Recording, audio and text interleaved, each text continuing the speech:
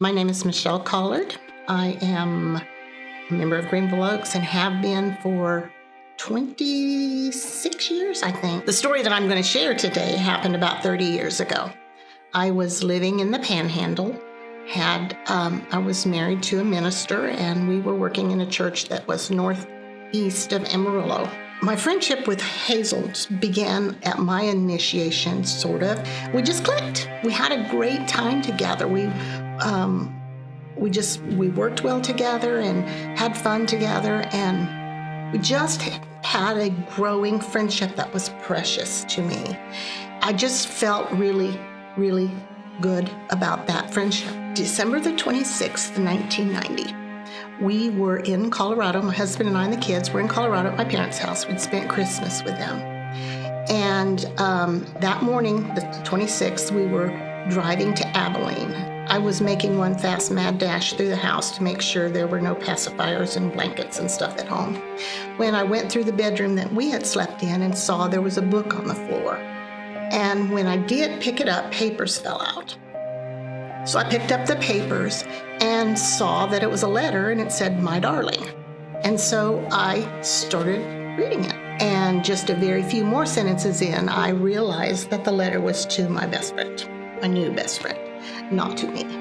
And I can't even tell you how I managed to go downstairs and get in the car and drive to Abilene without anyone knowing. I didn't tell anyone that I found it until later that night. We got to Abilene, and I could show John that I had the letter.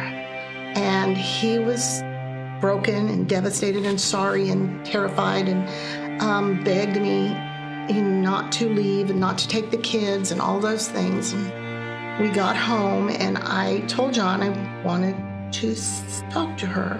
She was a lot more concerned about making it right with John than she was with me.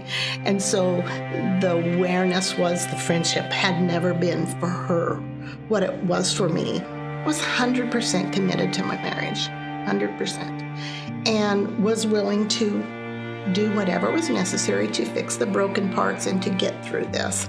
We decided we would go to counseling every week, and we went on weekly dates. Her father-in-law was not a Christian. He blew it wide open, just to let the world know. And at that point in time, John said to me, I'm done. I'm tired of living for God, the church, everybody but what I want. And I'm done. I don't want this marriage to work. I've never quit caring for her. I'm done. And he left. One day, shortly after John left, the elders called me and asked me if I could meet them at the building, and I said sure. They showed me into a room where I was in a chair in the center, and they were at a table, and the question was, as they pulled out the checkbook, how much money would it take to get you to leave here? I lost everything, and that hurt. But again, at the same time, it's the time when my walk with God became something that I don't know that it would have ever been without that kind of experience. It became based on who God was and not what I could do for him. It was a time that quickly I began to see God in a whole new way.